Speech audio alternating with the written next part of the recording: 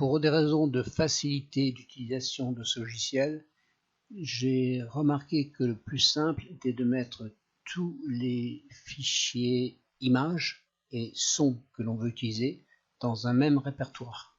Je dis son parce qu'il est possible d'insérer de la musique ou un commentaire au diaporama.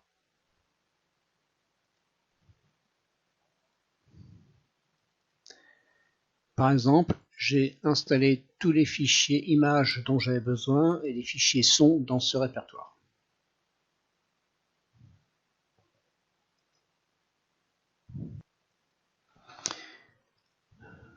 Maintenant, démarrons le programme.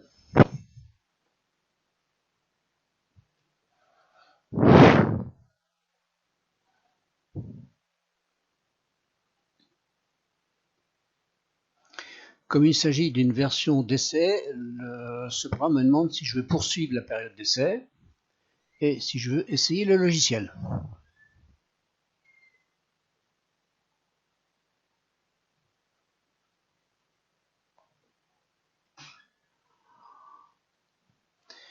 Le programme me demande si je veux d'abord charger un diaporama ou créer un nouveau diaporama.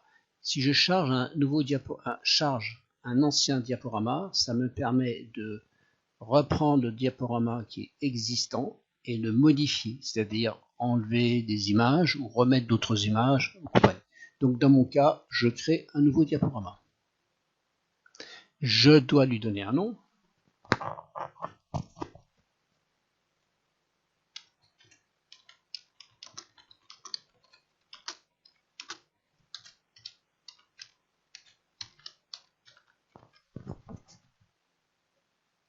Voilà.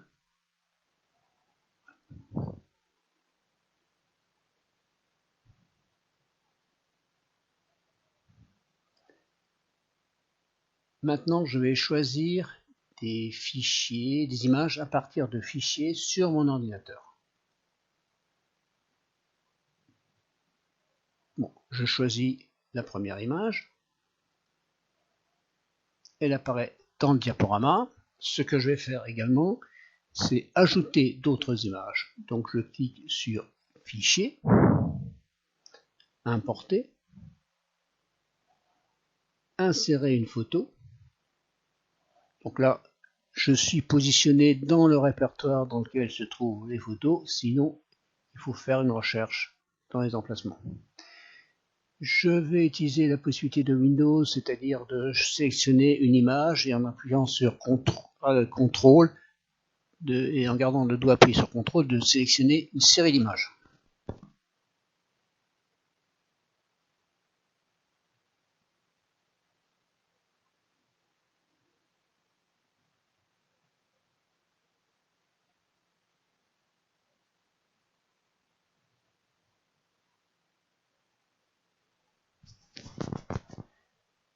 Donc, le nom de toutes les images apparaissent dans le nom du fichier. Je clique sur Ouvrir.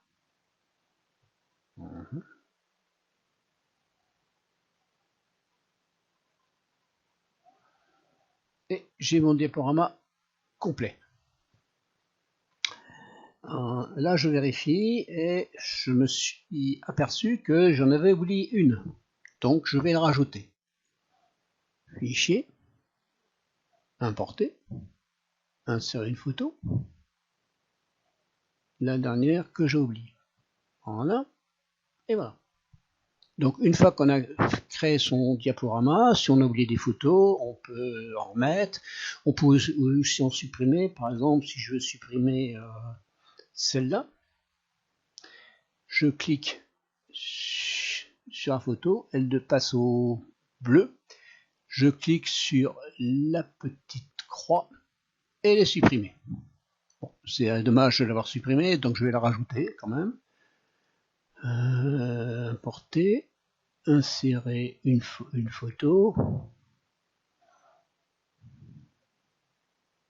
Je vais en mettre. Voilà. Maintenant, je repositionne le curseur au début du diaporama avec la souris. Je clique sur la petite flèche comme sur un magnéto pour lire, pour voir un peu ce que ça va donner.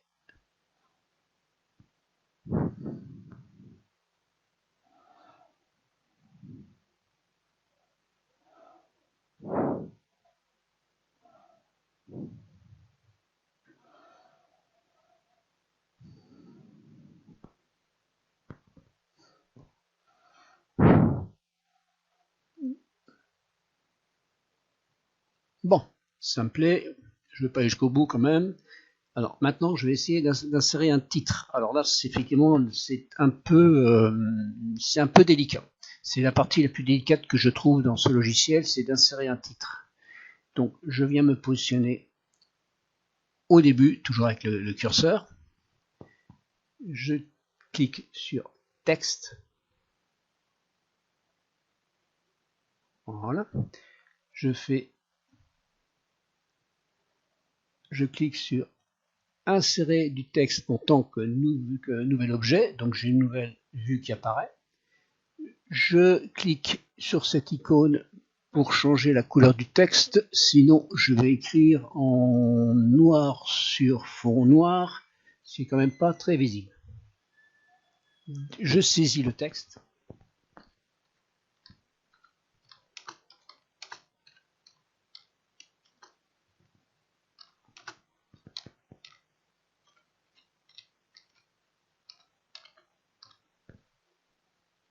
Voilà.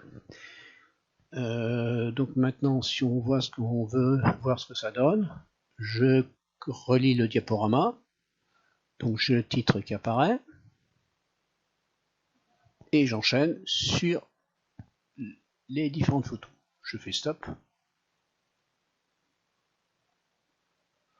Donc je me positionne au début. Et ce que je vais faire, je vais insérer un peu de musique. Donc je clique sur Fichier, Importer, insertion de musique.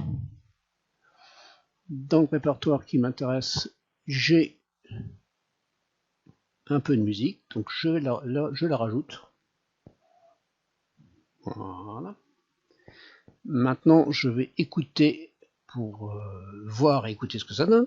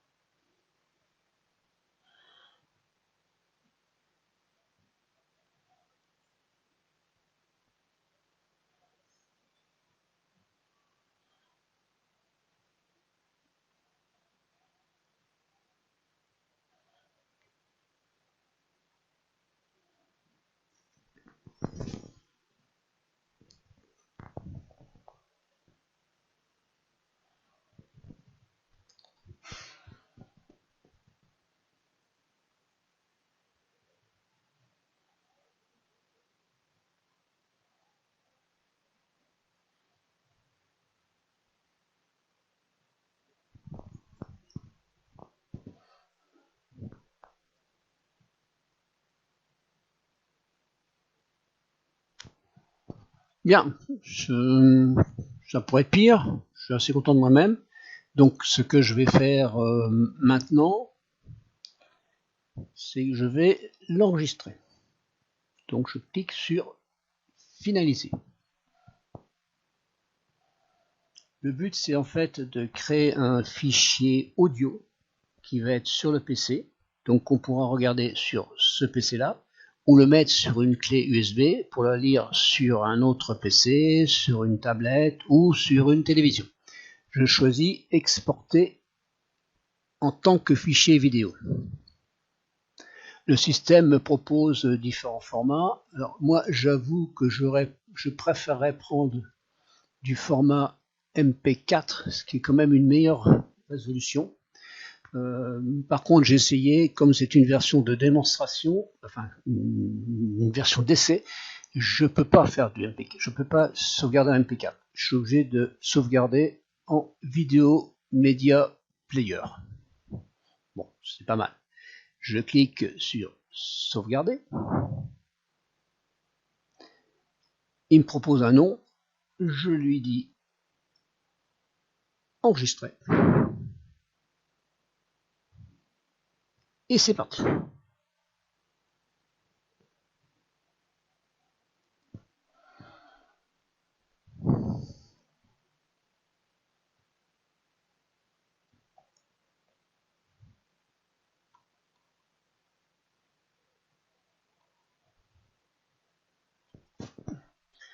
Et voilà, l'enregistrement est terminé. Donc maintenant, je peux effectivement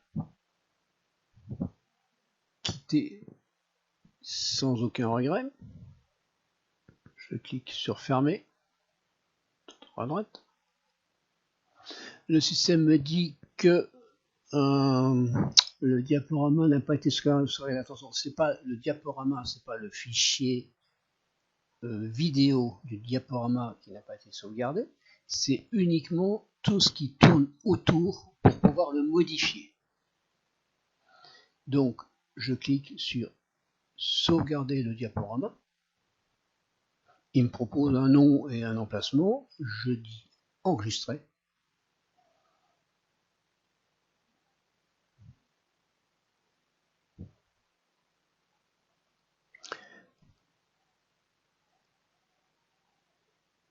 Donc maintenant, si on regarde dans le répertoire,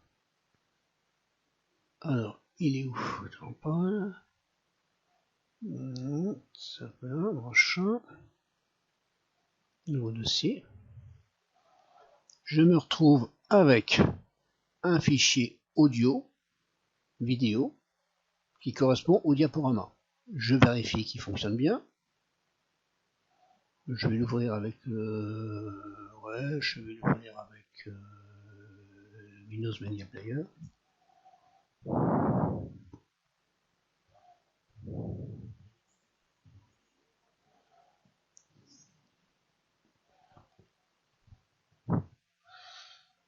Bon, on va peut-être pas aller jusqu'au bout, hein. C'est un peu lassant. Bon, je l'arrête. C'est bon, donc je vais le mettre sur YouTube, je t'envoie un petit message, et puis si tu as des questions, bah écoute, n'hésite pas. J'ai un peu de temps en ce moment avec le confinement, et le mauvais temps, c'est pas terrible.